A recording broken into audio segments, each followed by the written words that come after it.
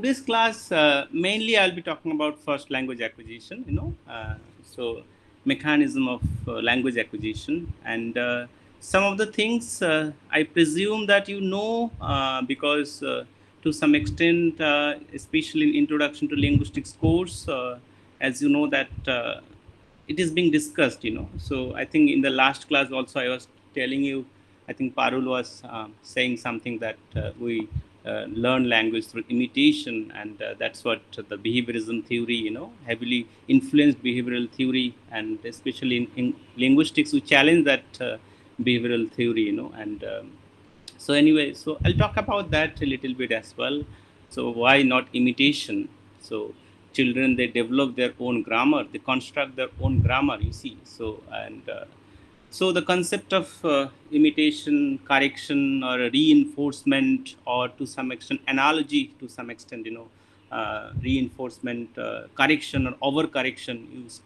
Start correcting the child, and the children, whoever the child for that matter. So that correction, exactly the way you tell that particular child to pronounce a particular word, maybe he or she is imitating, but she or he tries to make her own grammar, you see.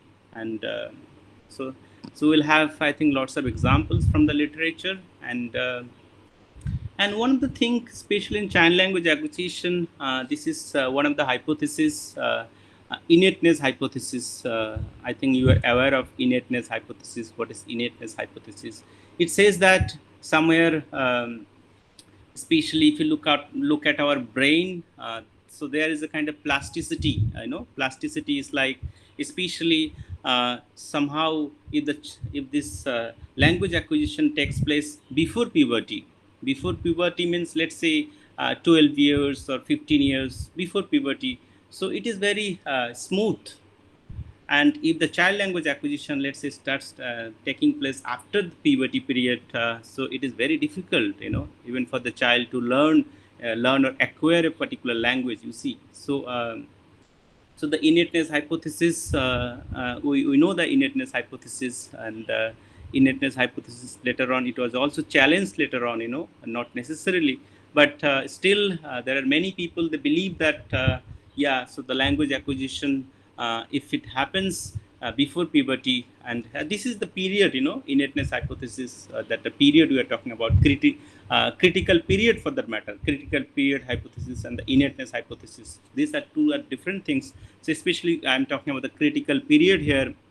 So if you're talking about the critical period, and especially that period, let's say 1 year to at least, let's say 12 years or 14 years, that's the so we'll be talking about those innateness hypothesis, critical period hypothesis, and at the same time, so the milestones in child language acquisition. I was telling you that whichever the language you talk about, whether it is Arabic, whether it is Hindi, whether it is whichever the language for that matter, English. So all the children, whichever the cultures they belong to, so there are certain patterns, and the patterns are almost similar, and that is what one of the strong arguments for UG, universal grammar, you see. And so whichever the language the children are acquiring, so there is a similar kind of pattern all across the languages in the world, you see. So really interesting things, and some of the case studies. So this is what today I'm aiming to discuss in today's class, and let's see how can, and if all these things cannot be discussed, so we'll continue our discussion in the next class.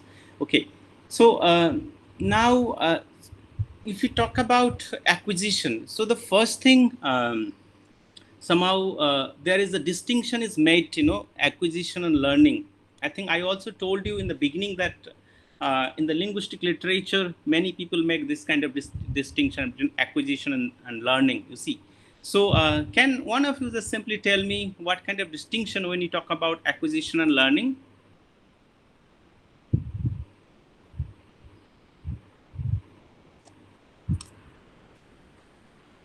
Sir, can I speak? Yes, Sanchita, please go ahead. Sir, according to what I feel, is acquired is more of when we, understand or learn things unintentionally. Basically, coming across things through the environment and or our surroundings or something like that. And learning is more of intentional acquisition. I would rather say, where we intentionally go to point by point learning things, or acquiring or understanding things. So yeah, that's what I can say. Okay, Sanchita. So anyone would like to add something else? What Sanchita has, she has Sir, already told the distinction. Yeah, sir, Pratiti, as go for ahead. yes, sir, what Sanchita just said, I would like to add an example. For example, our native language might we acquire our native language, but if we learn another language out of our native language, that might be called as the learning or learning another language in that case. Okay. So as Pratiti is saying that native language is acquired and the second language, the other languages, let's say after Is the period, are it learned, is, sir. it is learned. Okay. So that's what the simple, the kind of understanding.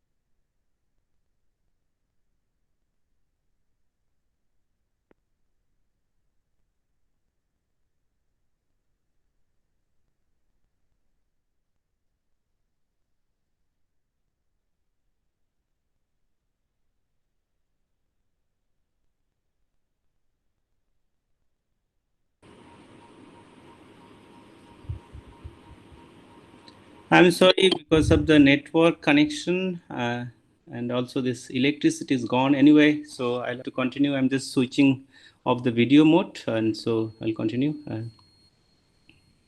This is the problem with online lecture, as you can understand. Okay, so what I'm saying, or what already you have, told that when you are talking about language acquisition, acquisition is somewhere is not conscious, but on the other hand, if you're talking about language learning, it is basically. Can I do one thing because electricity is gone and it's very hot? So can I join after 10 minutes? And I cannot see anything. Yes, sir. Yes, sir. Okay. Yes, Yes, sir. sir. Yes, sir. Yes, No, sir. Yes, sir. It's okay. please pardon me because I cannot see even anything. So just at 10 minutes I'll be joining soon. Okay. Thank you so much for your cooperation.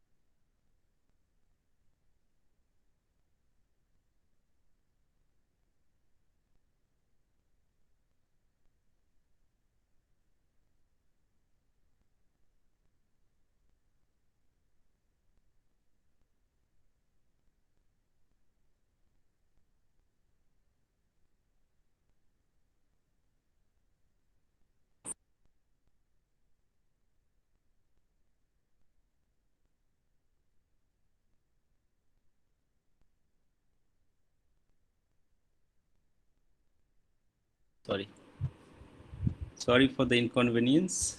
So please pardon me for this inconvenience, as you know that there are certain things we do not have any control. So anyway, so I think I will start. I think some people have left, or maybe they have also internet connections and a problem,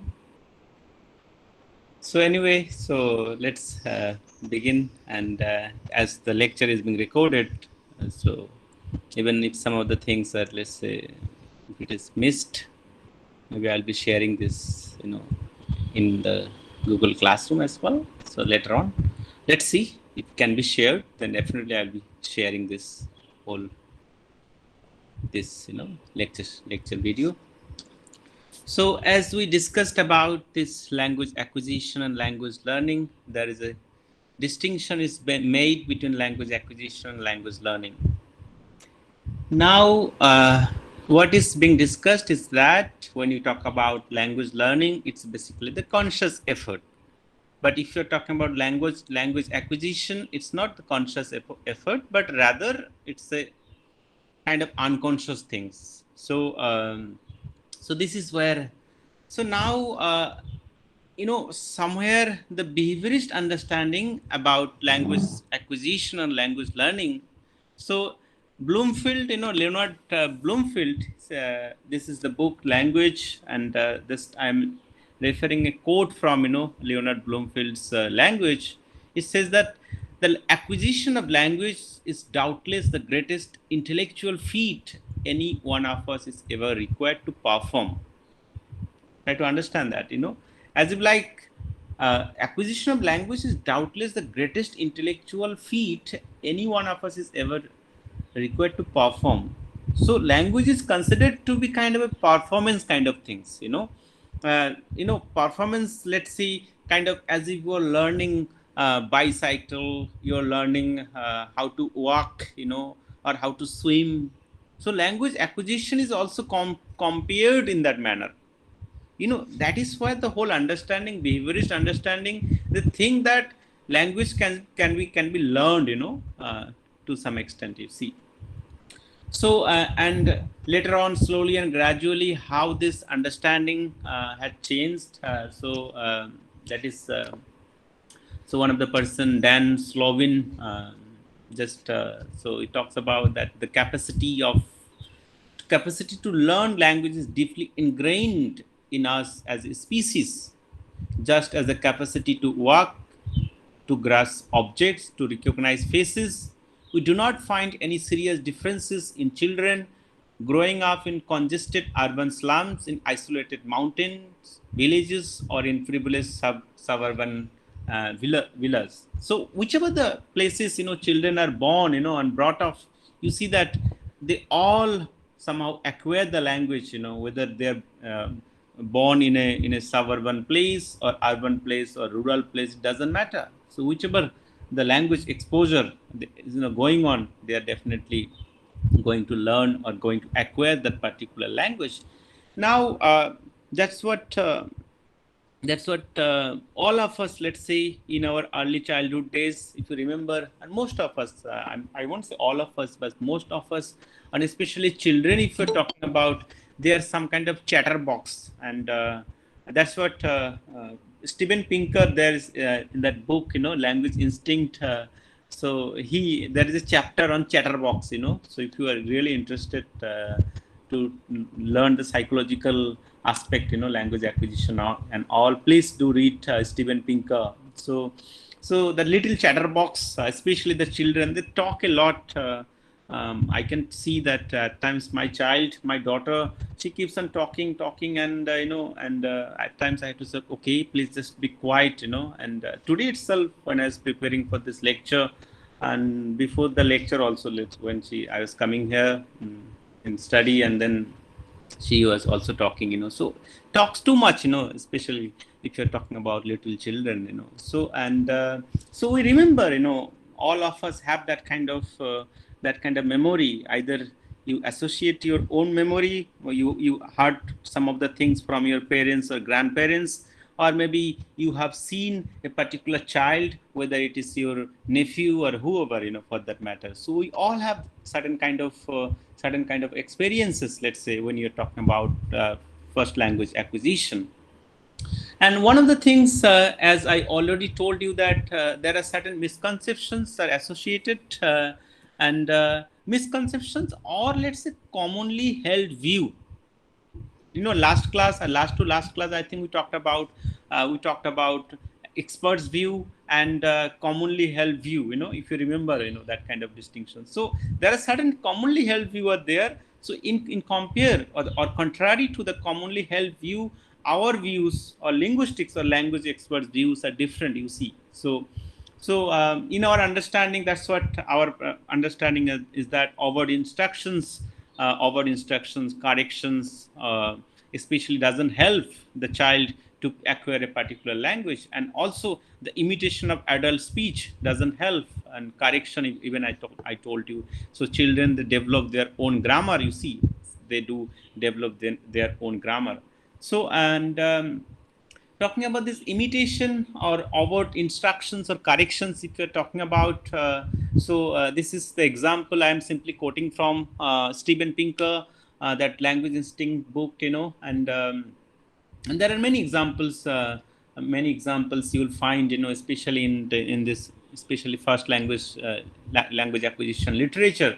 So this is a conversation between a child and an adult, let's say, and the child is saying, my teacher holded the baby rabbits and we patted them. So adult, correcting that, did you say your teacher held the baby rabbits? The child says, yes. What did you say she did? She holded the baby rabbits and we patted them. Try to see that how the child is trying to, kind of generalizing the patterns of, so to say, English here, especially the past tense form, you see. So, and the adult is correcting, and after, in the last sentence, the child said, no, she holded them loosely. Correcting, but even it's not, happening exactly, So, and another example, he is going out, where can I put them? So he is going out, where can I put them? So he go out. So the child is saying, he go out, where can I put? So as you know that he go out, you cannot say he go out, especially the adult grammar, if you are comparing, so he go out, we have to say he goes out, because the first person is third person and present tense, so it has to be, he goes, and so nobody don't like me. The child is saying, nobody don't like me. So and mother says, no, say nobody likes me. But the child repeats that nobody don't like me, and this dialogue being repeated, and finally the child says that, oh, nobody don't like me. So something like, so all that kind of correction and our instructions, at times also imitation, as we have seen the kind of examples, and in our center itself, if you talk about, I think I already told you that we have plenty of research of first language acquisition done from our center. Professor Vaishna Narang, she has retired from our department, but she has guided many theses, MPhil dissertation as well as PhD theses on this. And mostly, if you are really interested, you can go and visit our library and you will find those dissertations. And this is not only English language, because the examples what I'm quoting, this is mostly from English languages. So we have ample, plethora of kind of mostly Indian languages, whether it is Hindi, Assamese, Bangla, Punjabi, and there are different Indian languages. Our students, down the line, they have worked on different Indian languages, especially if you're talking about first language acquisition. Okay, so and this is where even, let's say, in future, if you're really interested to work on this area, so it's really very, very interesting area to work on for your PhD, or maybe future research. It's really interesting. Okay, so it's up to you. Now, so corrections. One of the example again is Steven Pinker. I'm quoting from Steven Pinker. So, child and father, there is a conversation between child and father. So the child is saying, want other one spoon, daddy. So the father says that, you mean you want the other spoon? Yes, I want other one spoon, please, daddy. So the father says, say other spoon, and it's been continued, let's say, repeated, and finally the child says that spoon other spoon, just in a slow, very slow manner, and then finally the child says, now give me the other one spoon. The last sentence, this is the last sentence. So and so now, and on the other hand, if you talk about the correction, this is really interesting, and this is not my observation, this is Roger Brown's observation, one of the really figure, especially if you're talking about child language acquisition, Roger Brown. So the Roger Brown is saying that, especially if you're talking about correction seldom occurs. It is usually for mispronunciations or incorrect reporting of facts, not for bad grammar, a true or value versus syntactic word formatness. So what is being said by Roger Brown, I think it is not clear to you. Just so what happens exactly, mainly parents or grandparents or whoever in the neighborhood, they generally do not correct the children, even if they are speaking syntactically ill-formed sentences. So they will be correcting the children if something is related to the truth value condition, or something incorrect reporting of facts, or maybe to some extent for mispronunciations, but not for the grammar part, mainly for the grammar part, the kind of examples what I am saying. And one of the reason is that, especially child language researcher, first language researcher, they have seen that mainly what is happening here, if you look at, the parents or grandparents or the family members, they are really happy. The moment the children, they start speaking, they feel really good. So generally they do not correct, whichever the sentences or whichever the words they do speak, they feel really good. They really feel good, because there are many other things, everybody wants to hear that children should speak.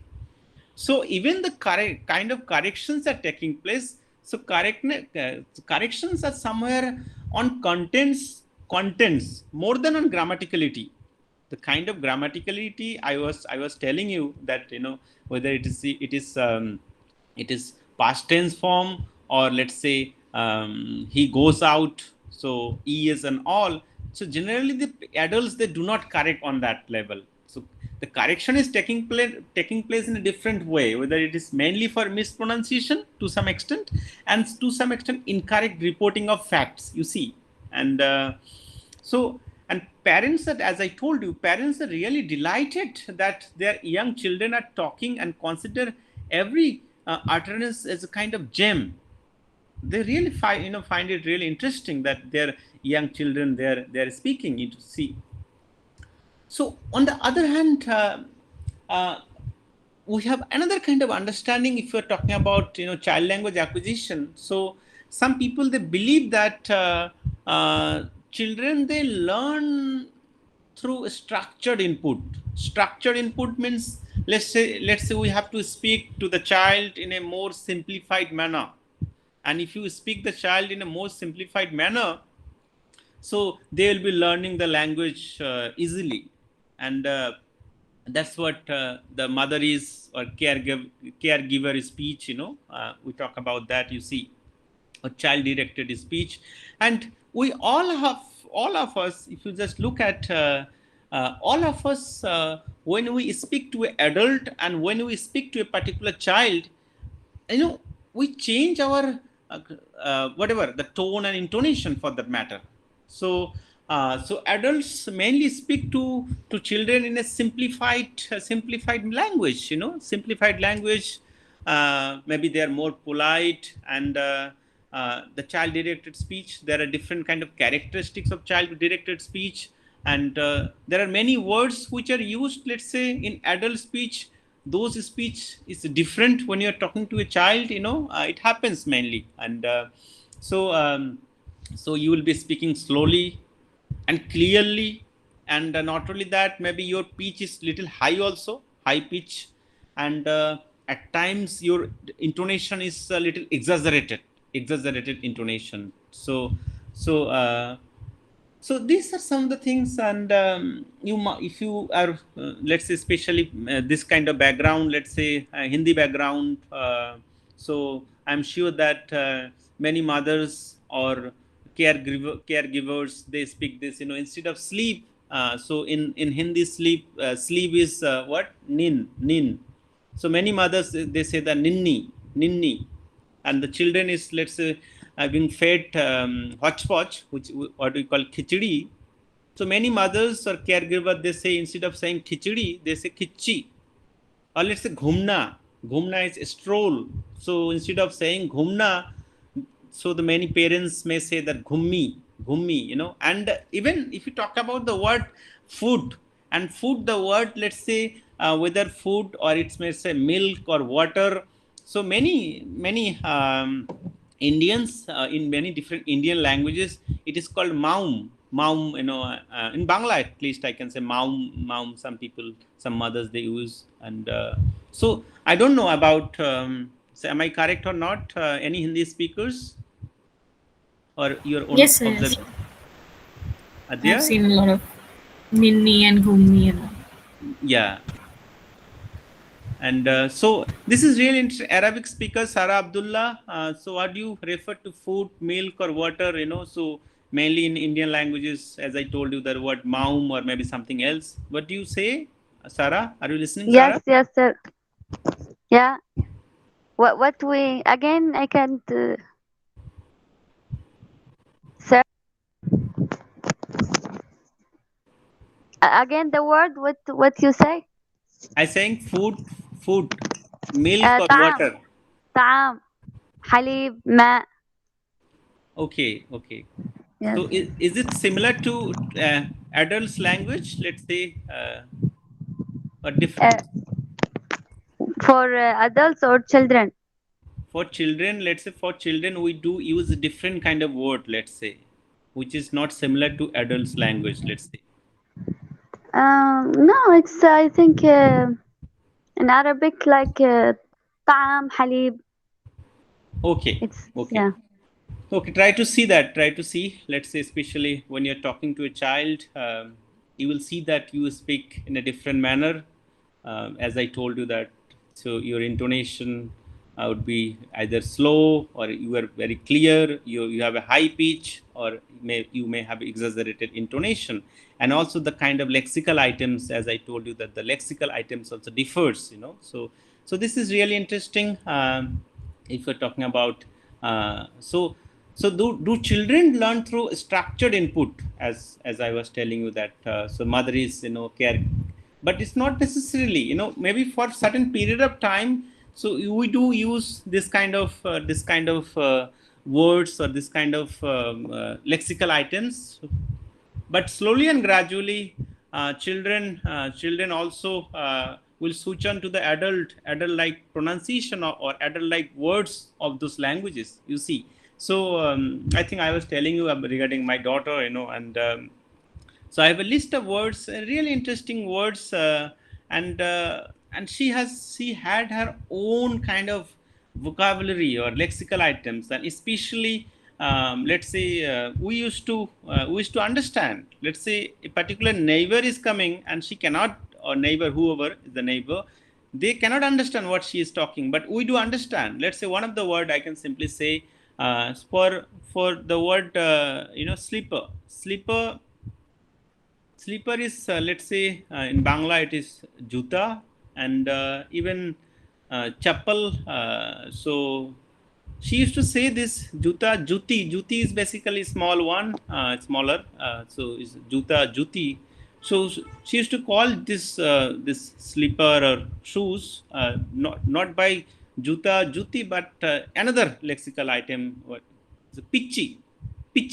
So I do not know why pitchy is being said, and And it is for more than, I think, 4 or 5 months she used to say that, and slowly and gradually she had changed into Juti or Juta, or for that matter, the English word as well. So this is really interesting. And I think last class Smiti was saying, giving that kind of example, one of her nephew was using the word butterfly as butterfly or something, and that's what you will have to see, that every child has a unique way of saying things, and slowly and gradually she or he will come to the adult speech. That's what the main understanding is, that the children, they develop their own grammars.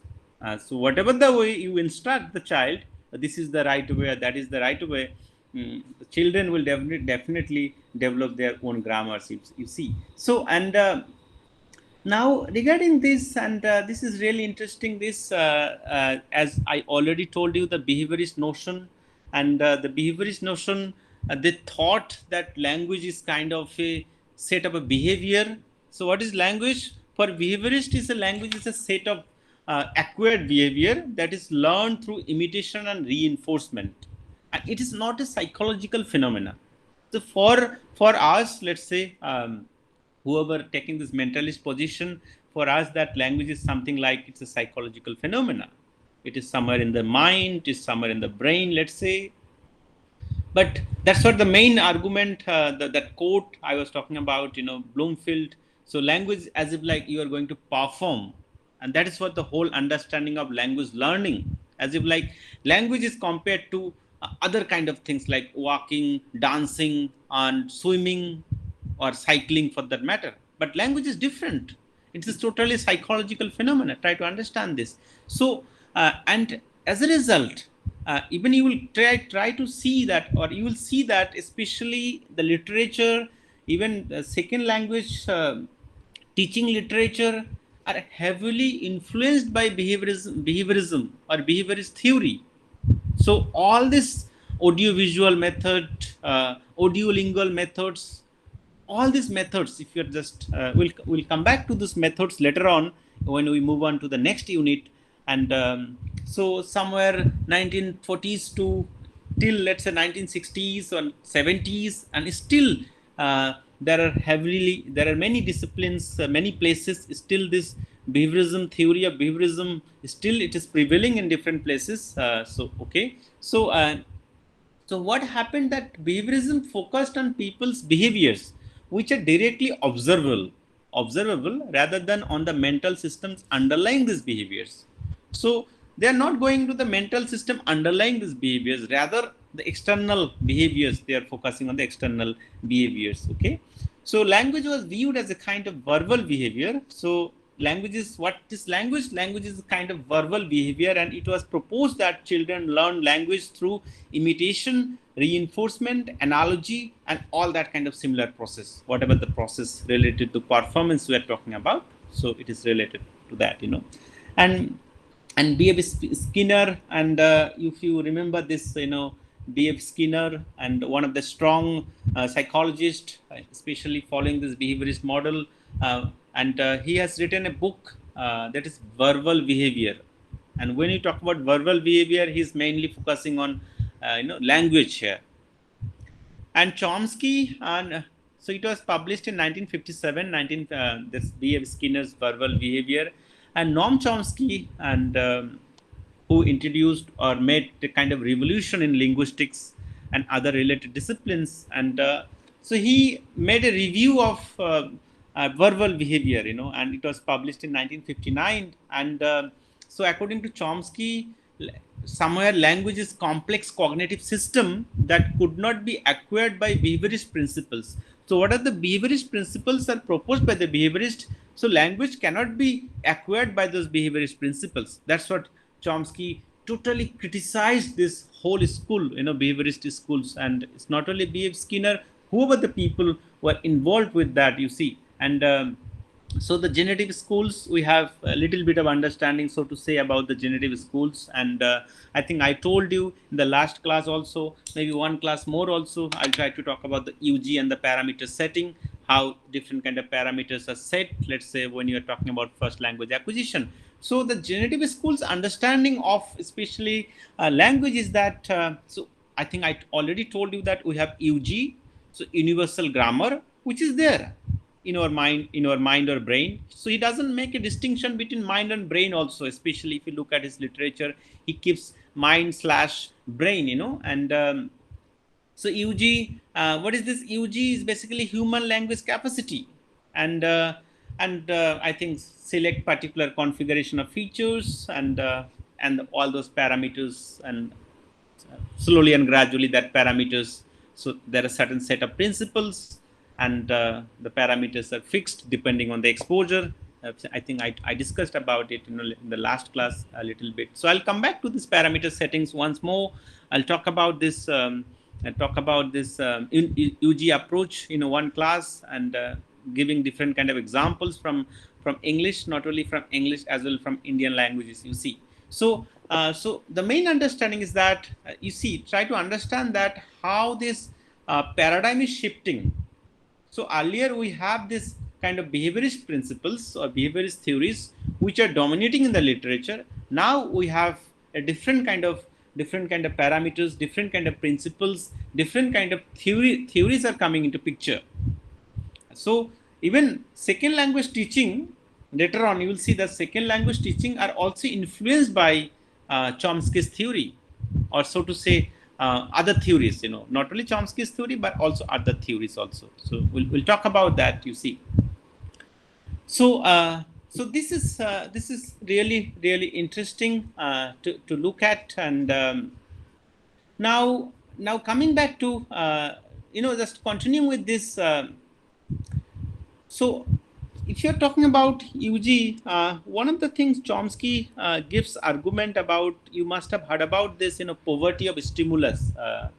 So poverty of stimulus, I do not know whether you have heard about this poverty of stimulus. So now if you're talking about poverty of stimulus, so what is this poverty of stimulus? Anybody heard about this poverty of stimulus argument in your... Yes, sir. Maybe Aisha must have... Anyone? Yes, sir. Parul? Yeah, go ahead, Parul.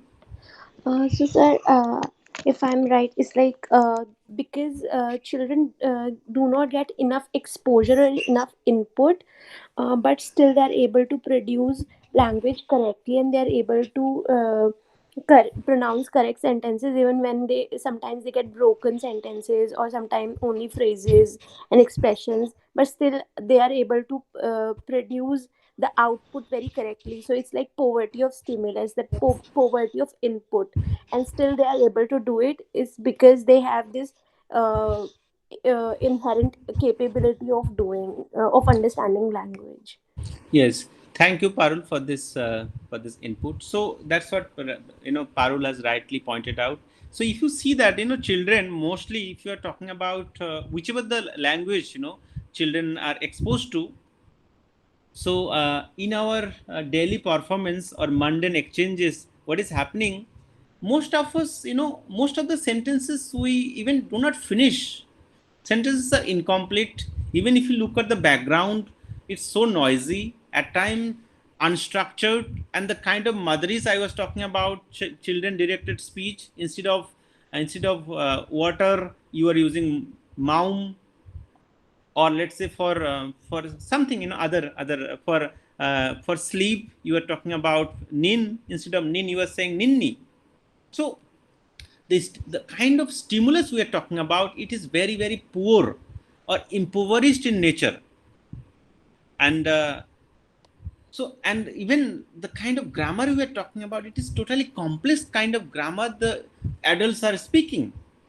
But even after that, children, they master the language. Even after that, the children, they master the language beautifully.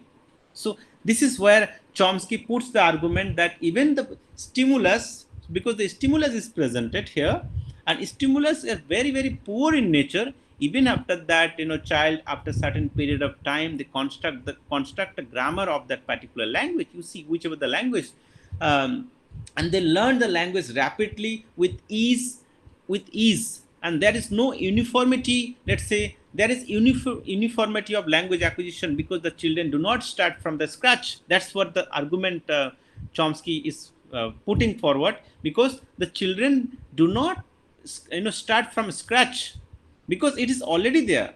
The UG is already there. I talked about that, especially the switch. Let's say switch, especially it is electrical wiring is done. Switches are also there. Only the switches are not switched on. It's not on. So it's basically what is happening. UG provides them with this with a significant head start. So it helps them to extract the rules of the language and to avoid many grammatical errors. So, and even if you look at this child language acquisition, so and many other things, let's say one of the rules, and it's really interesting talking about the principles here. I was talking about every language has certain kind of word order. So either it is SVO word order or SOV or an other VOS. So there are different type of word order you do have. So nobody teaches that, this language has this word order. We do not teach the children. Even if you talk about the forming questions, how to form a particular question, let's say, the children, they master it. And English, as I was telling, that move auxiliary or auxiliary inversion or movement rules for that matter. Movement rules, if you're doing syntax, you know that how a particular constituent is moved from one position to another position. Even the meaning is remains intact. So there are different kind of movement. Professor Aisha must have talked about in the syntax course, let's say. So there are many things. So Chomsky's argument is that there are many things the children they learn or they master it because the UG is already there, because children are not starting from the scratch. Okay, so that is what the kind of understanding. So to learn a particular language, so what we need, so what are the basic requirements? So basic requirements, so child has the innate predisposition to acquire a language. So we have to have this UG, and so the UG is already there. So even Eric Lenebach, 1967, Biological Foundations of Language. If you read so you'll find that even Eric Lenebach says that the ability to acquire a language is present in every human child. But definitely every human child, whoever is the child, whether it's English or French or German or Arabic or Hindi, Bangla, whichever. But following that, everybody is saying that you have to have a cultural transmission, that the initial exposure has to be there, you see. So, and especially for spoken language, as I'm talking about the basic requirements to learn or to acquire a particular language, for a spoken language, the child has to be physically capable of sending and receiving signals. Physically capable of, that means the vocal tract has to be perfectly fine. And vocal tract and receiving signals at the same time, ear, let's say, that has to be perfectly fine. So that is one of the basic requirements when we are talking about especially a spoken human language here. But on the other hand, blind children may face some difficulties while learning color terms and geographical locations. And deaf children, if you're talking about, deaf children can readily acquire sign language. So, and deaf children also, they do acquire sign language. That's the problem, And and there are many cases you must have seen. Helen Keller story, let's say, and blind and deaf, deaf and dumb who do not hear or cannot see, they also acquire language through symbols expressed in touch and motion. So especially touch and motion. Helen Keller story, I think the whole Helen Keller story, and so it's really interesting. If you are talking about children, especially learning their whichever the language for that matter, or acquiring the language. And so one of the theory, just I'm simply mentioning here, maybe you may not find in any book, or maybe if you read a lot, you may find it. So why there is a kind of analogy has been done, you see. And so what is happening if you look at the child,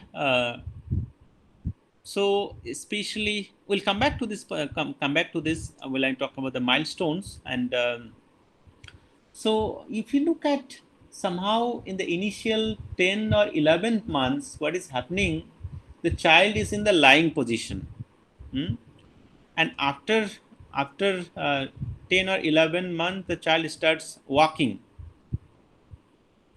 And so lying, sitting, then standing, walking, and at the same time, different kind of, the child is also using hands and many other physical activities the children are doing, especially if you look at the children. Now what is happening is that one of the things, if you look at the position of the larynx here, and that is where the whole argument, that's what I wanted to tell you, the larynx, let's say, and if you compare this position of the larynx for other vertebrates or other animals for that matter, chimpanzees, bonobos, gorillas, and others, you'll see that the position of the larynx is somewhere in the upper position, and it is, for us, larynx is somewhere in the lower position, and it is in the lower position. As a result, it can create lots of resonance or human like sound. So this is really interesting. We'll see that, and how after 10 months or 11 months, initially we have only, let's say, whoever the children, whichever the language they are learning or acquiring, you will see that hardly 11 or 10 months or 12 months, only mummy, papa, or 2 or 3 words. The children, the moment they start walking or running, even the language acquisition things, it also pace up, speeds up. And so this is the time, somewhere around 12 months to, let's say, 18 months, you will see that lots of things are taking place. Even the brain development is also taking place, and brain developments becomes and one of the argument here, just try to understand that that contralateralization thing, moving of hands. So if you are moving your right, so something left is activated. If it is something is left, right is activated. So at the same time, many things are happening, you see. So contralateralization is taking place, and children are also taking part in different kind of activities, and so language acquisition also speeds up, after 1.5 years or 2 years and all, you see. So really interesting things. But our understanding, whatever we talk about, so though it is innate, LAD, language acquisition device, or universal grammar, so we have to have this initial exposure, what Charles F. Hockett talked about, cultural transmission. So cultural transmission, if you remember, one of the design features of human language, so Hockett will talk about cultural transmission. So language is culturally transmitted. It is not genetically inherited. Try to understand that. If language is genetically inherited, so let's say, so we'll definitely get it from our parents or from our mother and father, but it's not necessarily so. So I may speak this language, but my son and daughter may not speak whatever the language I speak. So it is not genetically inherited. So what is being genetically inherited? There are many things, many characteristics, many physical characteristics for that matter. Let's say nose. I don't have a pointed nose. Let's say I have a flat nose. My daughter may inherit that features. Or maybe eyes, let's say. Eyes or other eyes, hairs, or many other things for that matter. So many things are genetically inherited, but language is not genetically inherited. Try to understand that, you see. So the cultural transmission, exposure to a particular language is crucial in human acquisition process. So in human acquisition process, this is very, very crucial.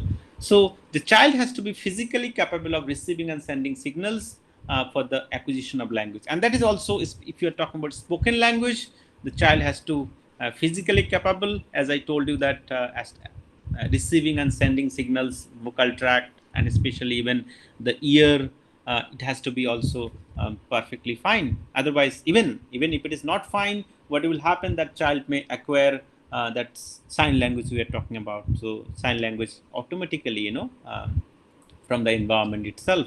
So now related to this child, there are different kind of stories. As I was talking about that, that critical period hypothesis. So the critical period hypothesis, do not say that exactly from which time to what time. It's a kind of a hypothesis. It's not a theory. Try to understand there is a difference between theory and hypothesis. So it's a critical period hypothesis. So some people, they say that, yeah, from the day one when the child is born, and from puberty. And puberty, even puberty also, there is no fixed period for puberty. If you're talking about, it could be 12 years, it could be 13 years, it could be 14 years or 15 years, depending on cultures also, Europeans, Indians, or whichever. It depends on, it changes also, depending on whatever the geographical things, and there are many other factors are also involved, you see. So critical period, so what exact is the period? But yeah, we do understand that, yes, from the children's or child's birth to puberty. So roughly, let's say. Some people, they think that especially language learning begins in the mother's womb. When the child is in the mother's, so from there itself the language acquisition begins. And I think especially there's a famous story, Indian Mahabharata, epic, Abhimanyu.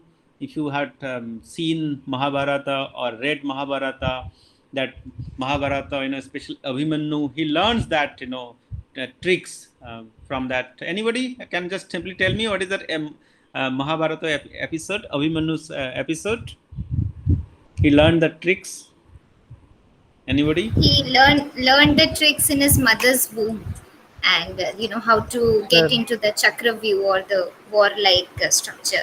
But he couldn't, as the mother slept, he couldn't hear how to break that chakra view or come out of the war zone. That's true. And yes, that's what. Yeah. So this is really interesting. That means that's what in support of many people say that children, they communicate, they learn from mother's womb as well. So that's what especially in famous epic Mahabharata, it is there. So this is also true that in mother's womb the child floats in that's the fluid, amniotic fluid, and child listens the mother's voice and also the voice in the surroundings. Really interesting. Try to understand this.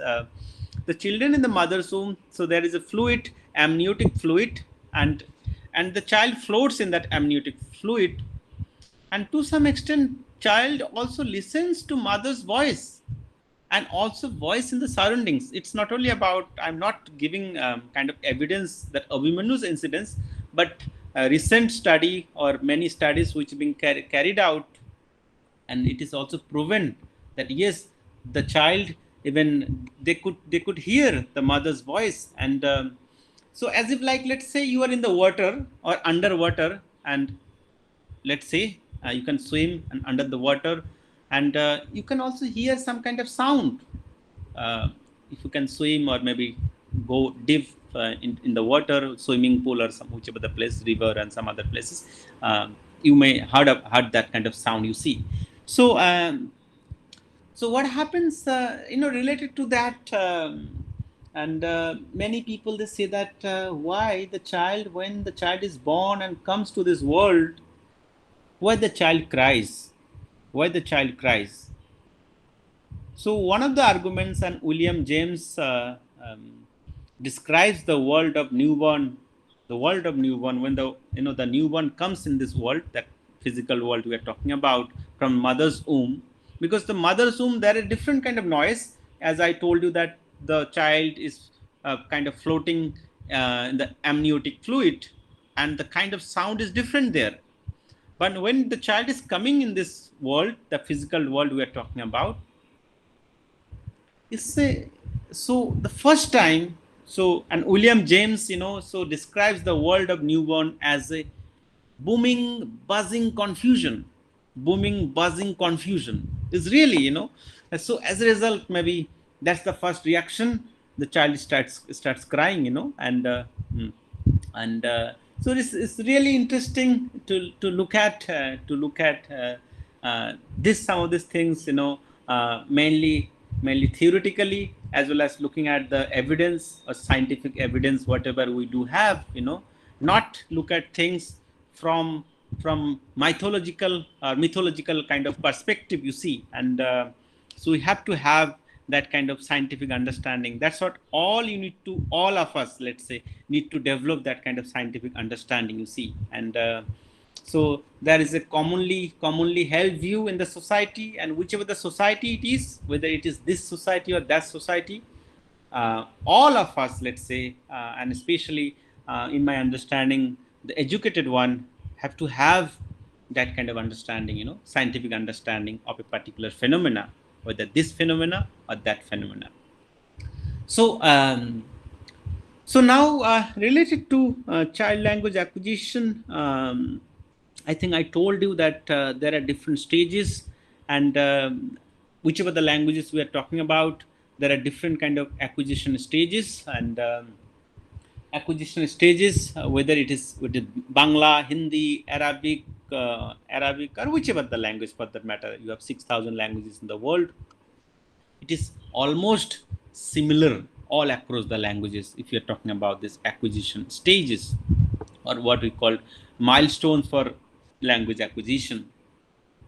So we'll talk about that acquisition stages. And diaries, there are different diaries kept by parents, videotapes, and controlled experiments in different level, production, comprehension for that matter.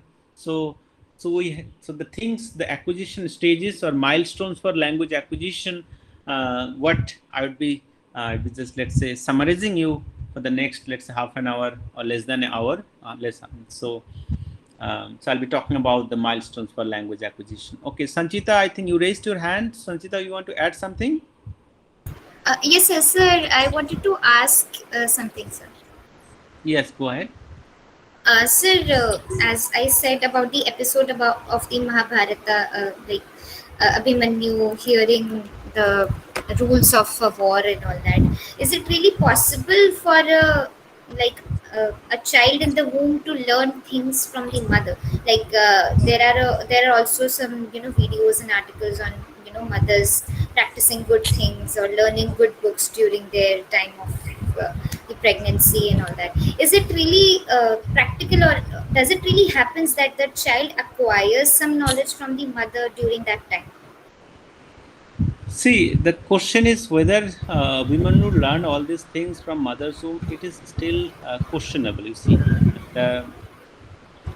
So the other thing is that, many doctors, mainly if we're talking about many pregnant ladies who are there, let's say, so the doctors will say that, don't stress out yourself, think positively.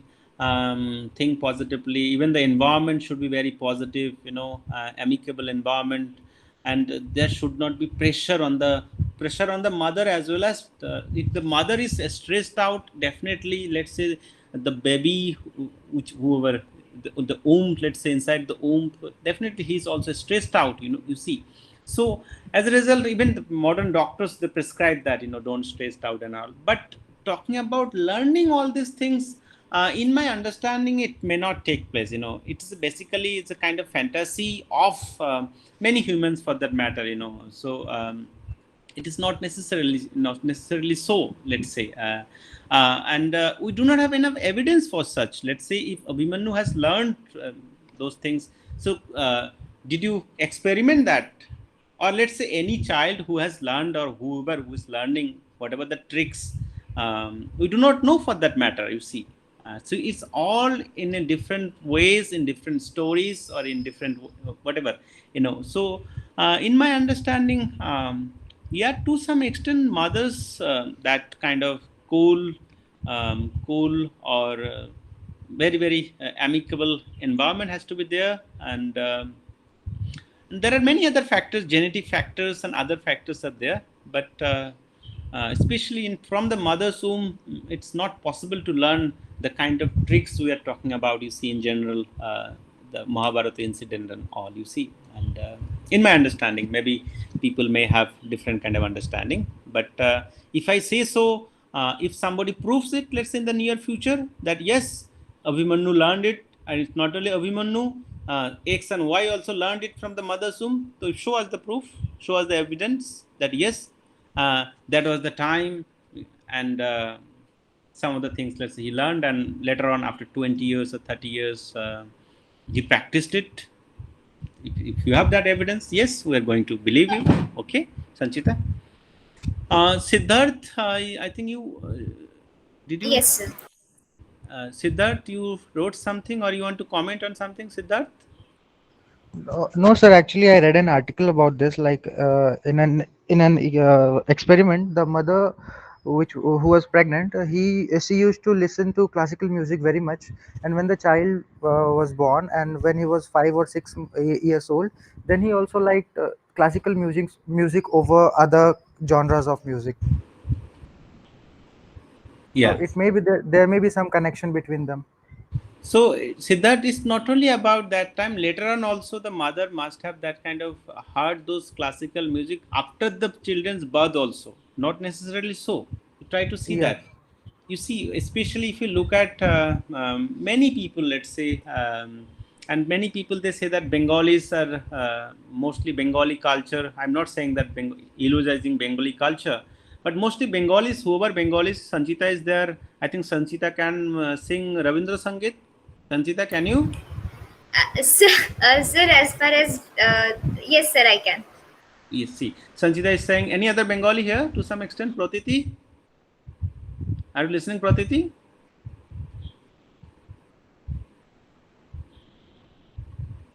Pratiti, anyway, so let's say, why is this so, Yes, Sanchita? yes, sir. I can. Sir, to some extent, yes. To some extent, yes. So why is this so? Why is this so? Let's say most of the Bengalis, if you ask that Rabindra Sangeet, somewhere, in every household, way back, let's say if you go to Kolkata, I think they may have a harmonium. Most of the households I'm talking about, and typical Bengali family, and from the day one itself, all these Rabindra Sangeets were let's say, listening. So you see, like kind of gungunana. So you start kind of singing unconsciously in the later phase as well. So Siddharth, the things what you are saying, that maybe the child also in the later period also, she or he got the exposure of classical music. Okay. So, and in compared to other cultures, many people, they don't sing, let's say. Many people, they don't sing because the exposure is not given. And one of the things, especially even if you're talking about mainly this musical melody, it is not necessarily in the left hemisphere. Musical melody is somewhere there in the right hemisphere of the brain, located in the right. So there is not exactly same kind of connection. Language and music. Language and music, there is a different kind of connection we linguists try to make.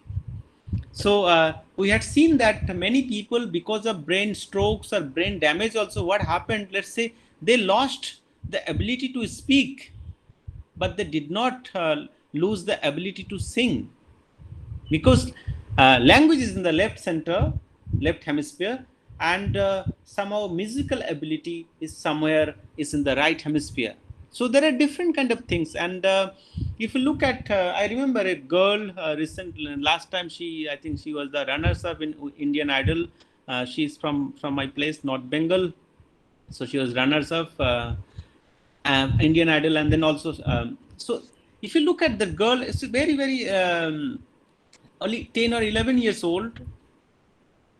If you look at let's say, the history of the family, it's not only about her, it's the intergeneration, grandfathers, great grandfathers, they are all into music. They're all into singing and all.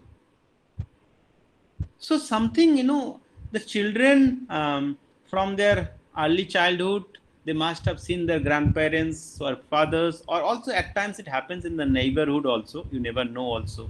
And you also develop your aspiration, your interest also to learn particular things. It happens. Let's say if you start teaching me music, how to sing a song, for me it is very difficult. I cannot sing a song, let's say. But there are some people that tuned in such a manner. They do not know. They do not know the language for that matter, but they easily can catch the tune. So I remember when we were conducting field work in Garhwal, and all of us were there with the students, more than 30 or 35. So there, some of our friends, some of our, let's say, students as well. So especially in Garhwal, anybody is from Garhwal region? Anybody? Garhwal region, Nainital, Garhwal, anyone? No one? Okay. So way back in 2005 or 2006, there is a famous song, Babli Teru Mobile, and it's a really interesting song, in Garhwali and Kumayuni, especially in Garhwali. And it's a famous song that time, and some of us, especially, I'm talking about some of our students, and though that time they could not speak Garhwali, but the song they can easily, let's say, they were singing that particular song. Okay, so it depends, later on it also depends. So anyway, we can talk about that kind of evidence, counter evidence, and different kind of, and so the matter is that in my understanding, what happens is that whichever the position you take, whether this position or that position, you have to have a kind of a strong evidence in support or against that particular theory or hypothesis. You provide evidence, okay? So then try to justify it. So nothing is wrong, basically. Nothing is wrong in my understanding. How you look at the things, okay? And what kind of perspective you do have in your mind, and try to prove it, let's say, accordingly. And so anyway, so what I was saying, that the acquisition stages, so there are different kind of acquisition stages, and these acquisition stages, we are trying to look at these acquisition stages, and so somehow, let's say, from the child's birth, so the first stage,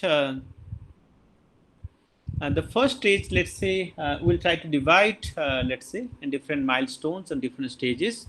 So 0 to 5 months, let's say. So this is the stage, and also this stage is also called cooing or gooing. And if you're listening to me, and let's say, if you have your paper and pen or notebook, just please, you can also note it down or write it down, especially 0 to 5 months or 0 to 6 months. This is the stage we call cooing or gooing. Cooing or gooing. Why cooing and gooing? Again, you look at the child, especially in the lying position, and what happens? The back of the tongue contacts with the back of the palate, and baby produces sound to ka and ga. Ka and ga. If you just simply look at on the lying position, and whatever the sound is produced, it's a ka and ga kind of sound, So that's what cooing or gooing. So in this period, the infant is lying position, and maturation of the baby's brain also taking place. I told you that the maturation of the brain is also taking place. If you're talking about other species, to some extent, their brain development has already taken place in other species. But in our case, especially us, let's say, humans, the brain development did not take place. Still, brain development is taking place. So it is reported that in this period, the child can distinguish between E and A vowels. Even 0 to 6 months, the children can distinguish between E and A vowels, and also can hear the difference between syllables like ba and ga. Ba and ga. So if I'm saying this, let's say, and why I'm saying that children can distinguish between E and A vowels, and also can hear the difference between syllables, let's say ba and ga. So ba and ga. So why is that? So what is happening is that so this is our kind of observations in all across the languages. It's not only about English, and mainly most languages in the world it's taking place. And especially this time also, if you look at the kind of observations, what we have seen that cochlea and auditory nerves, cochlea talking about ear, and auditory nerve are well structured in early stage. Infants can perceive the contrast between pa and ba sounds, and even that time, some are 0 to 6 months or 0 to 5 months, so they start giving kind of social smile. Earlier, when the children were smiling, it's been not basically social smile, but now from 0 to especially somewhere around 5 months or 6 months, the children, they start giving kind of social smile, you see. So, and now this E and R, as I was telling you, that it is reported that in this period the child can distinguish between E and R. So let's say to support that, so the linguist, they conducted some kind of experiment. And what is the experiment? E and R. So what is happening? Let's say someone is pronouncing the word E, and all of a sudden changing to R.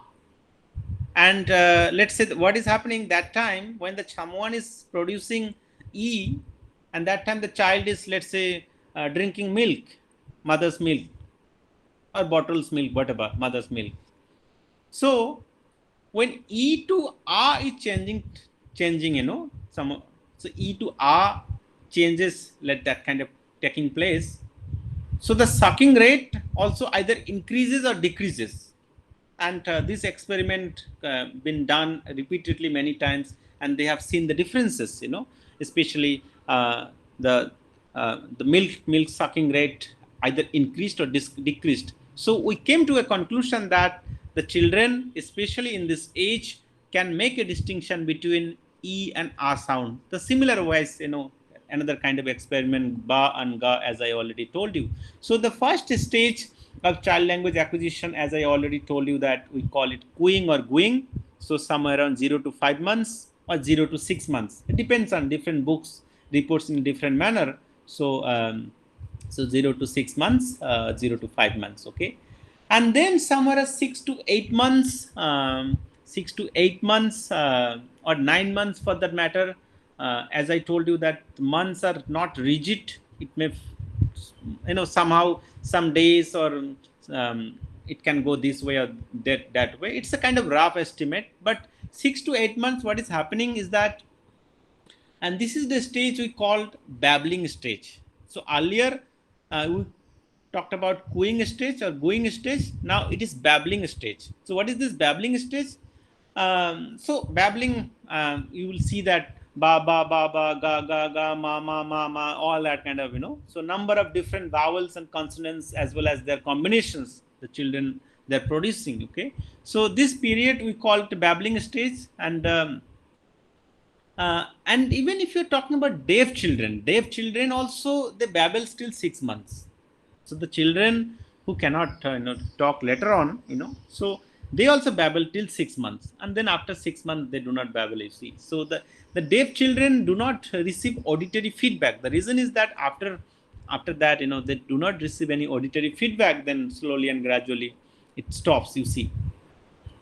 And especially this stage, I do not know whether you had seen or not, most of the children, what they do, another kind of observation, so what they'll do, they will, you know, used to take their limbs at her mouth, most limbs at their mouth, and mostly the sensation is somewhere in the mouth, mostly, you know, if you're talking about, they want to chew something, you know. And nowadays mostly parents, they, you know, buy many things, you know, and just keep inside the mouth, you know. So what we have observed somehow here, our understanding is that here in the babbling stage, baba gaga, the children, they prefer to listen to new sequences of sounds, don't prefer to listen old and repetitive sounds. If the sounds are old and repetitive, so they don't want to listen. So they want to listen new sequences of sounds, and also if you look at this, the children's preference is to mother's voice. Let's say neighbor's voice and mother's voice, the children will definitely prefer to listen mother's voice, okay. And So again, if I say that yes, children prefer to listen to mother voice, so someone has conducted an experiment. So they played two sounds. Let's say one sound is mother's voice, another is neighbor's voice, and the child preferred to listen to her mother's voice. Okay, so this is really interesting, and what I'm saying, it's all people have already done experiments, on the basis of the experiments I'm telling you. This is not what I think, and on the other hand, slowly and gradually they have that kind of structured vocalization. So the vocalization process, whatever is going on, is a structured. It's not kind of haphazard kind of things. It's structured vocalization and larger diversity of nasals. And this is the time they will also try to learn nasals. Earlier we have ma, and not only ma, maybe they will try to learn or acquire na as well. So larger diversity of nasals and vowels also. Vowel sounds, let's say, depending on the languages. Many languages you have only 3 vowels, but let's say many languages you have more than 7 vowels. So even larger variety of nasals as well as vowels. And mostly children, whichever the language we are talking about, they prefer the syllable pattern, the CV pattern. CV is consonant and vowel pattern. So if you talk about this ba, ba, da, da, ga, ga, and all this, the babbling stage, ba, ba, da, da, ga, ga. So the syllable pattern is basically CV here, consonant and vowel, okay. And also one of the studies about this babbling stage, so we have kind of neurological studies being conducted. So neurological studies link the babbling to the language centers of the left hemisphere. So if you're talking about the babbling stage, and let's say when the children are babbling, it is not right hemisphere, it's mainly the left hemisphere is involved, So neurological studies also supporting the claim that somehow language, we have a kind of localization view of language, and language is somewhere in the left hemisphere, and from that time it starts, you see. And so it also one proof. Okay. And the next stage, 9 to 12 months, and somehow after the babbling stage, and it's what is happening if you look at this stage, the babbling stage. And so recognizable intonational patterns to the consonants and vowels combinations.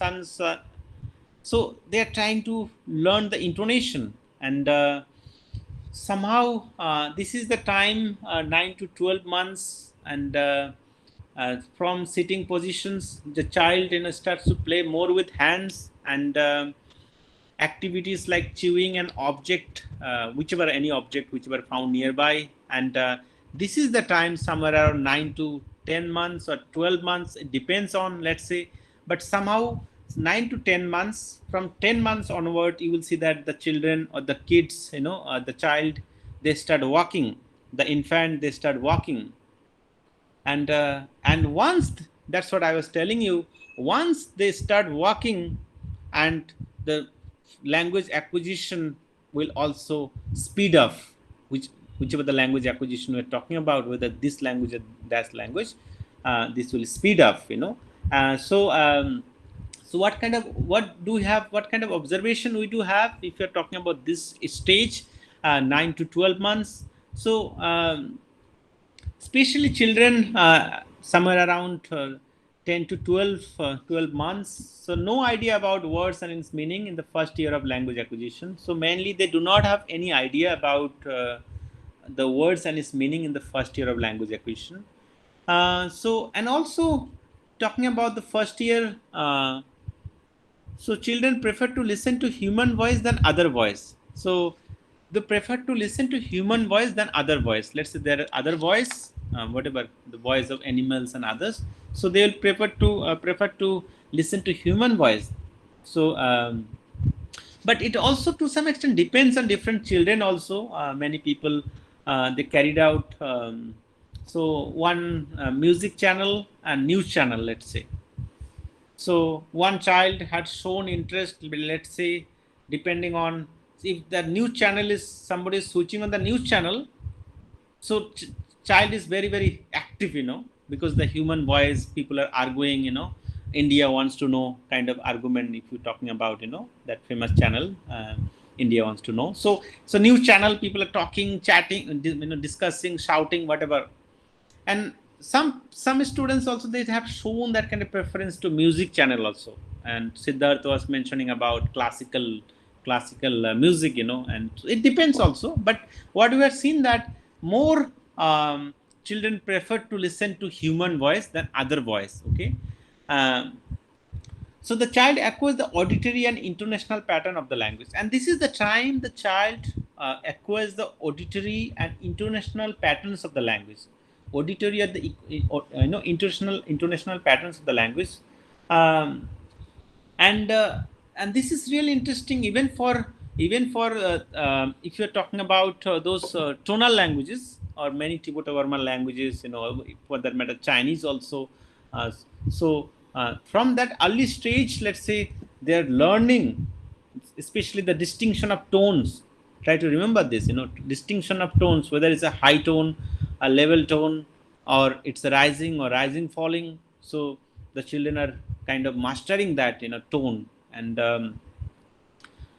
so for monolingual child, somehow not sounds and phonemes and their contrast fixed up. And this is the time, especially for monolingual child, especially the many phonemes and their contrast are also fixed up somewhere around 1 year itself. They know that these are the sounds exist in their languages, in their language, whichever the language. And especially I'm talking about the monolingual child. But if it is a bilingual child, but a bilingual child has a more kind of flexible structure. Bilingual child, they have the kind of flexible structure, and here earlier what we had seen, that the babbling stage, 6 to 9 months, and here the babbling becomes more clear and structured. The child can babble any sounds in the world's language: implosives, clicks, pharyngeal, fricatives, etc. So in this stage, mainly, if you and the child can babble any sounds in the languages of the world, whether it's implosive, click sound, pharyngeal, fricatives. Let's say for us, many fricatives or pharyngeal fricatives, especially the adults, it's very difficult to pronounce. Let's say pharyngeal fricative sounds. Arabic has pharyngeal fricatives. But let's say in Indo-Aryan languages, Tibeto-Burman languages, and many languages do not have. But especially in that stage, 9 to 12 months, as I told you, that children can babble any sound in the languages of the world, you see. So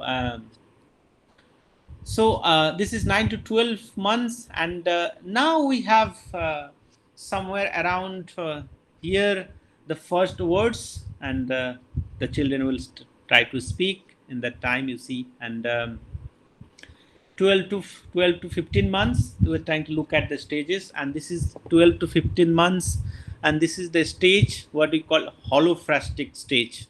What is holophrastic stage? Holophrastic stage is a single form functioning as a word, phrase, or sentence. This stage is called holophrastic stage. So one single word, it could be a phrase, it could be a sentence. Okay. So let's say if a child says a toy, it may mean I want the toy, or the toy is not found, or the toy cannot be located, somebody has broken the toy, or etc., whatever for that matter. So this is the stage we called holophrastic stage. So somewhere around 12 to 15 months, and mostly around 12 to 15 months, the vocabulary, if you look at the vocabulary, somewhere around 40 to 50 words they have somehow mastered, and they are very, very good recorders of some sounds, you see. They can imitate the humans for that matter. So the imitation is not the kind of imitation we're talking about, myna or other kind of birds for that matter. The imitation is different kind of. I would say that's what children are good recorders of sound. So they have immense ability to record sounds of words. So they just, whatever they have listened, they can exactly copy that in that particular tone or intonation, and many children, let's say, not only 1 year or 1.5 years, you will see that if they're listening this channel, let's say whichever the channel we are talking about, whether it's Peppa Pigs and all, you'll see that they try to speak English using that particular tone or intonation, whether it's American English or British English or Hindi or whatever the language for that matter. So they're very good of, let's say, especially recording sounds, very good recorder, So somewhere, and so though they can produce 40 to 50 words, and there is a distinction is made between comprehension and production. That's what try to understand this comprehension production. So the children may comprehend more than produce. You see, maybe some of the words they cannot produce, but they can understand what is this, what is, whether it is rightly pronounced or not. Even if you mispronounce, they will try to correct you, but they may be also mispronouncing, you see. And so comprehension takes place before the production. So that's what exactly happened, we do understand, and the production parts comes later on. So first 6 months the child cannot think about objects not present physically, but later on they can relate to the objects and its actions and properties, and so the objects, and the first 6 months the child cannot think about objects not present physically. So whatever the objects, so the object has to be present physically.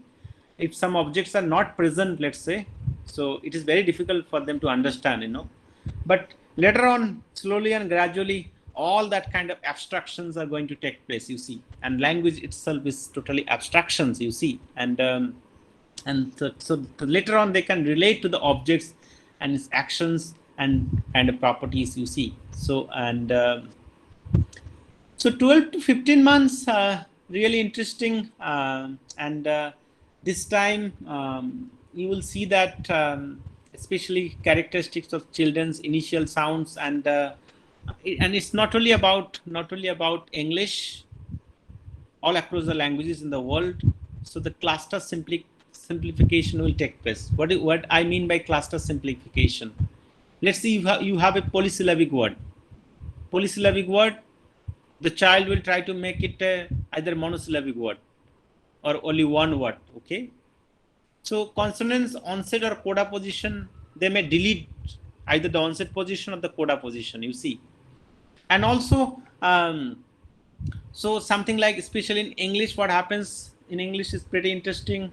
Stressed time language, you have combination of stressed and unstressed syllable, combination of this and that. So they tend to drop the unstressed syllables, or so they tend to drop the unstressed syllable. So if they stress syllable, generally they do not want to drop that, but if it's unstressed, they want to drop that unstressed syllable. And if there is a word, polysyllabic word, they will try to make it a monosyllabic or try to short that monosyllabic word. Repetition of some kind of consonants, and gemination also can take place. Gemination or repetition of same consonants are preferred, So that's what really interesting, and especially gemination, you understand gemination, and so that's what I was giving you, that kind of example. Ninni, ghummi, mama, ninni, ghummi, khichdi, instead of saying khichdi, even the children they also say it, even the parents also, the adults also, they also speak, Okay, so now here, I think in the last class I was telling briefly about what happens, that to some extent parents at times they are kind of stressed out. They're tense that their children are not speaking. They don't speak, and many of them, they also go to a speech pathologist and consult also at times, and so the stage as I am talking about, it is not rigid. It can, let's say, 1 or 2 months, it can happen this way or that way. But in many cases, if you see that if children are more with different other childrens and all, let's say, especially I have seen this in the rural setting. A rural setting, maybe the children they start walking early, or also they in the rural setting they start speaking early in compared to the urban setting, because the urban setting is a different kind of environment, single parent family or a small family kind of things, even children are not exposed to other children. But in the rural setting, in the villages and all other places, you will see that children accompanied by different many children and all. So that stages may happen little early. That's what my observation.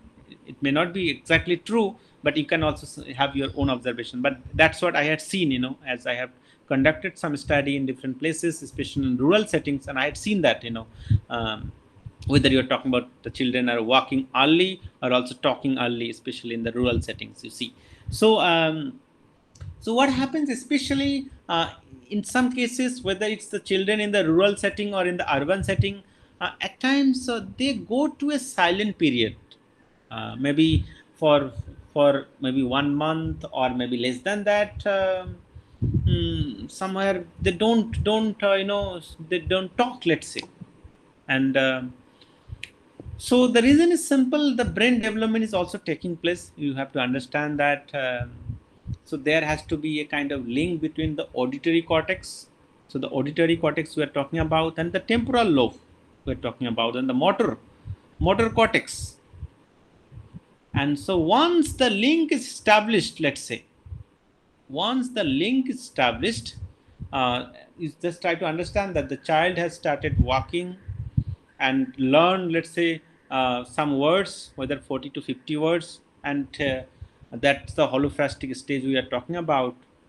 And so as a result, and next stage, the child is going to speak, and 15 to 18 months, we know that that's the telegraphic stage, and they will be trying to make small sentences, you see, small sentences, So why is it happening? Because even the side by side, all these things are happening, So brain development, your auditory cortex, that development is also taking place. Temporal lobe development, motor cortex, let's say, motor cortex.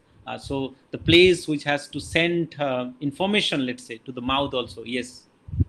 So all these things, the link has to be established. So as a result, the child, it depending on the child also, the child may go for some kind of silent period. That silent period maybe for 10 days, 15 days, or 1 month, or maybe it depends on the children also. And at times what happened, especially for bilingual children, this silent period may be little more in compared to the monolingual children. You never know. But once the child, so all these things are taking place. So the child in the telegraphic stage, you will see that slowly and gradually the child is speaking, very, very fast, later on, So now 16 to next 24 months, so the infant's vocabulary moves beyond 50 words. Earlier you have, let's say, 50 words or 60 words, depends on children. Some children, let's say, maybe some words more or less, but this is some of the rough estimate. And as I already told you, the comprehension and production. So comprehension is much more in compared to production. They may can produce somewhere around 60 or 70 words, but they can understand, let's say, more than 100 or more than 150. Comprehension is more in compared to production, you see. So now this is where the whole thing, 2 years, and from 2 years onwards, that's what the telegraphic stage. Telegraphic stage, if you look at, so the vocabulary increases more than, let's say, 100 words or 150 words, and it increases rapidly. And once that everything, the auditory motor cortex, as I was telling you, temporal lobe, and all that kind of development has already kind of taken place. So it increases rapidly, the sentence building capacity, and they can get the word order correct. And also the word order, as I told you, the SOV or whatever the word order, they can get the word order correct. They can use multi-word in a sentence. So multi-word of sentence and grammatical morphemes and function words, they may omit or delete the grammatical morphemes or function words, and this is called telegraphic stage. So So why this is called telegraphic stage? Any? So this is the stage we were saying it's a telegraphic stage. So why is it called telegraphic stage? Anyone? Any input for this?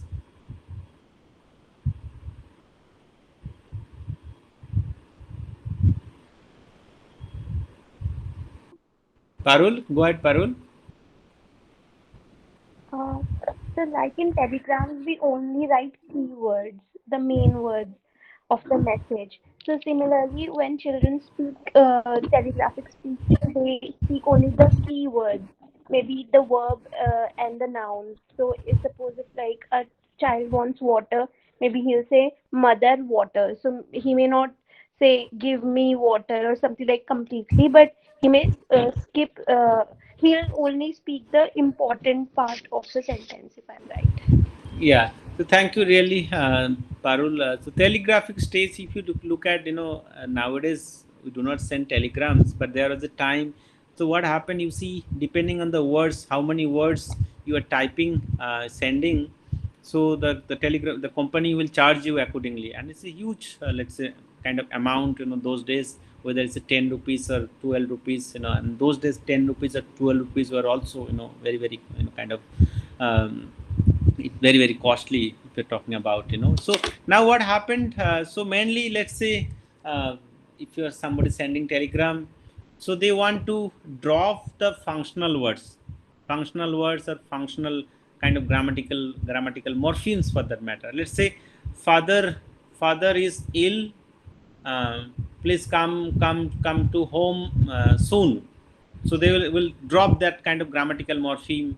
So father ill, so father is, let's say, deleting is, come home soon, let's say, please, or come home, or soon, also forget about soon, because each word they are going to charge you accordingly. See, so something like the telegraph stage, even children, they omit or they delete different grammatical morphemes. The grammatical morphemes, all that kind of, those grammatical morphemes, when you are talking about grammatical morphemes, it's mainly maybe the case markings or many function words, for that matter. In English you have, we try to make distinction between closed category and open category. So closed category words, so why those are called closed category words and why these are open category words. So mainly the lexical words, let's say, so main lexical category, noun, verb, adjective and adverb, trying to give too much emphasis there, but the functional words, whether it's a preposition, conjunction,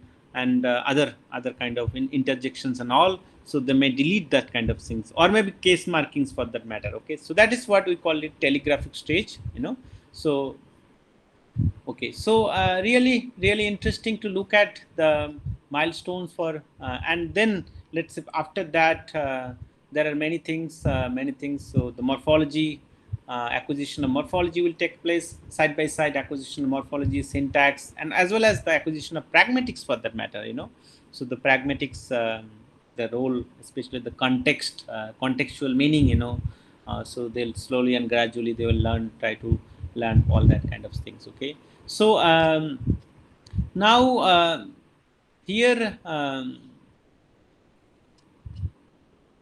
okay, so one of the things about, so we have, so to say, I talked about the child's, language acquisition here, the milestones of language acquisition, and in many cases, what the children they do, I think I have already told you that kind of generalization, under generalization, or over generalization. This can take take place, either too much generalization, or under generalization, or over generalization.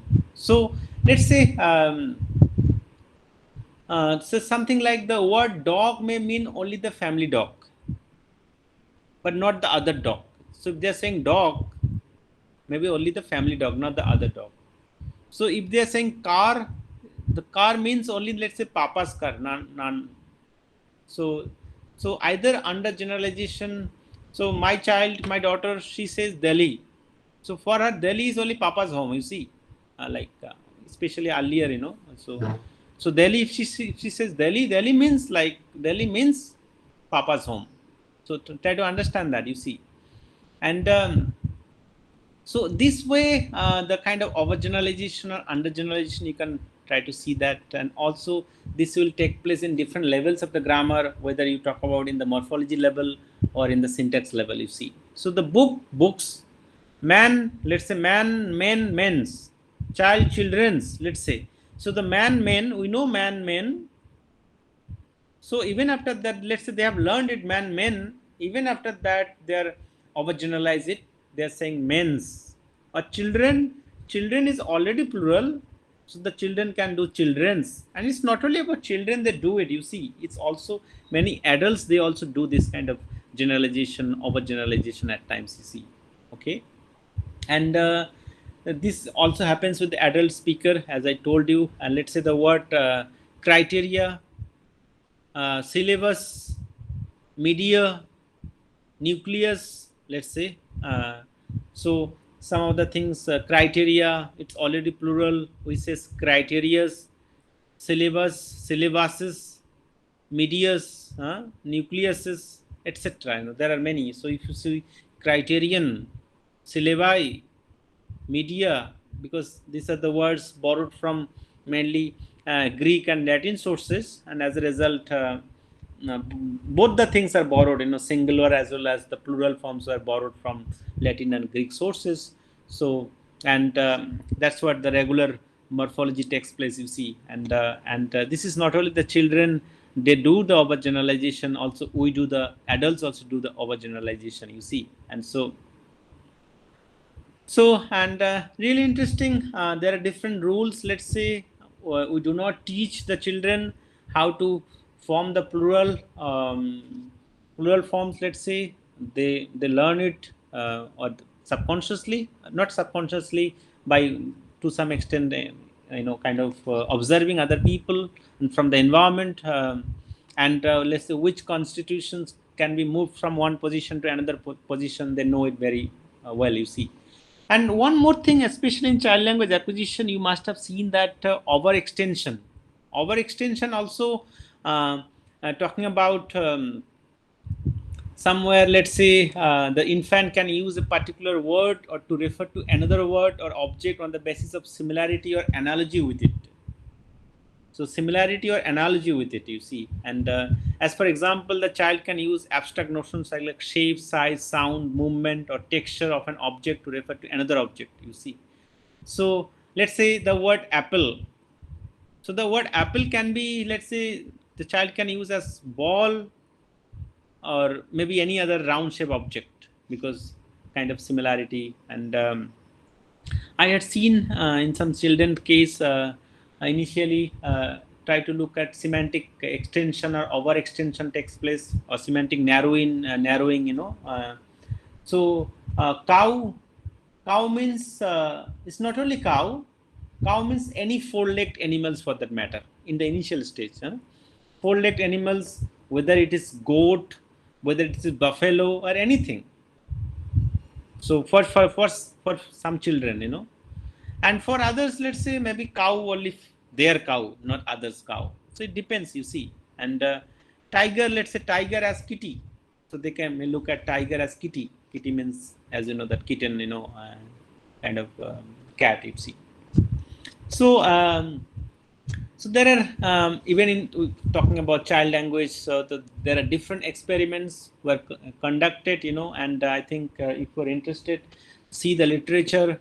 And even, let's say, talking about the deaf children, they also, let's say, learn the sign language, and how they do learn the sign language. And if you're interested, let's say, and I have a student working on sign language with me, trying to compare different sign language and its variety, Indian sign languages and all.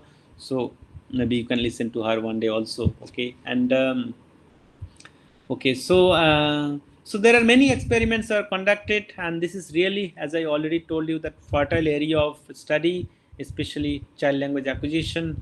And so if you are married, I do not know, maybe let's say if someone of you are married, if you have a child, or let's say, or maybe in your family, if there is a child, try to make note of those characteristics, you know, and maybe you can write a paper or write a paper or submit in a journal or maybe in a conference or seminar, using the kind of linguistic theory you are aware of. Okay, so that is, I think, since we do not have enough time, so I think I will end today when we're talking about first language acquisition. And so before I end, let's say, if you have any questions or comments or something you would like to add on, please go ahead. Anyone, you can just unmute yourself and go ahead. Okay.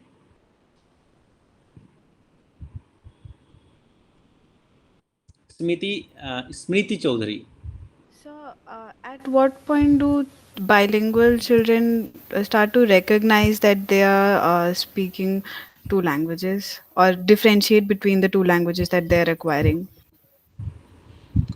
So, to some extent, this is, let's say, for it's really, the question you raised, Smriti, for bilingual children, the question is whether the children, they know they are speaking two languages or not.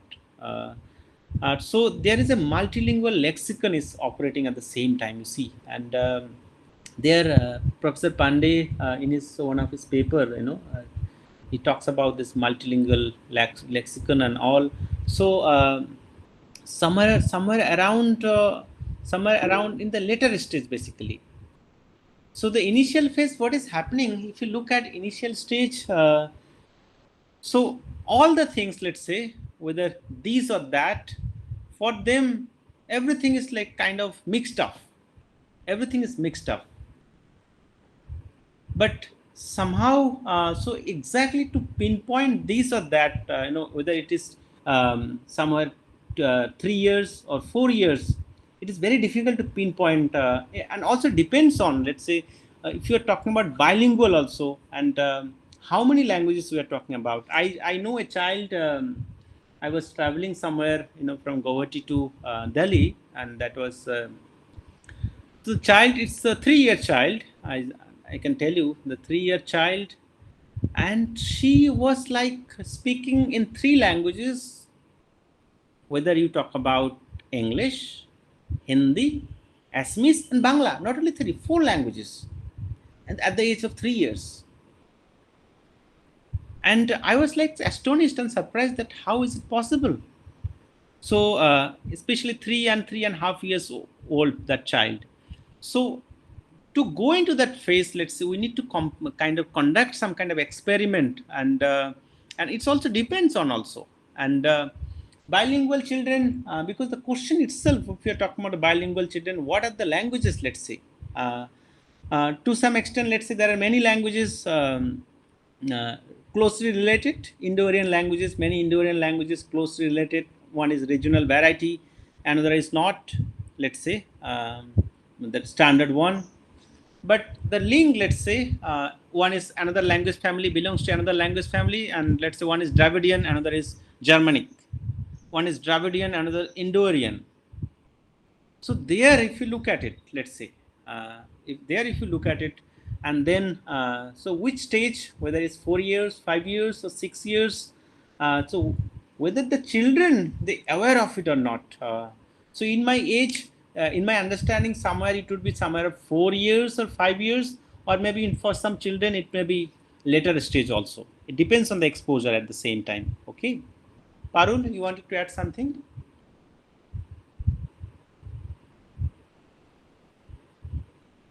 Parul, you raised your hand. Yes, sir. Sir, I was saying that because of Simriti's question, an example came to my mind. My cousin's daughter, she's like 3, and she asked questions like, what can we call this word in Hindi, or what can we call this word in English? And she can speak Hindi, English, and Braj, these 3 languages. So I'm not sure whether she understands their but she uses these words, like how can we say the same thing in Hindi, or how can we say the same thing in English. Sometimes she asks us to translate English songs in Hindi and Hindi songs in English. So I think she has some awareness of it. Yeah, the children see, the one other thing is that to add this, and they never mix up the grammar, one grammar with another grammar. Try to understand that, Smriti and Parul and others, if you're listening. Let's say if a particular language they're using, so let the SBO pattern, if they're speaking, let's say I eat rice, SBO pattern, so they will be speaking let's say following the rules of English. So they never mix up the grammars, let's say, for that matter. Maybe mixing up words, that's okay, that's not a problem. But I'm talking about those principles and the kind of parameters what we are talking about, the fixing of parameters and all. So they don't mix up. So let's say another thing is like prepositions and for that matter, I mean, let's say some rules of language, whether it's movement rules and other kind of rules you see. So it's really interesting. So we have a kind of complex kind of lexicon. The lexicon, the way we see, let's say for monolingual child, the lexicon is already complex. And for multilingual child or bilingual child, we do have a really complex kind of lexicon. So the age, what age exactly? 3.5 years, 4 years, or 5 years? Yeah, they may be aware of it, and they don't then mix up the grammar of those languages, which are the languages they speak. You see, so to tell you that exactly this is the to some extent year they are aware of it. As I already told you that the nature of bilingualism differs depending on language family, which are the languages and what kind of exposure is given. So it will definitely vary, but to some extent, as I told you, 3.5 years or maybe after that, that can be the age to some extent. Okay, so really interesting. So I'll send you some articles related to first language acquisition if you are interested, and even if you're not interested, you will have to read it because this is the part of the syllabus. Okay, so thank you for listening today, and I'm sorry for this internet connectivity today. And so before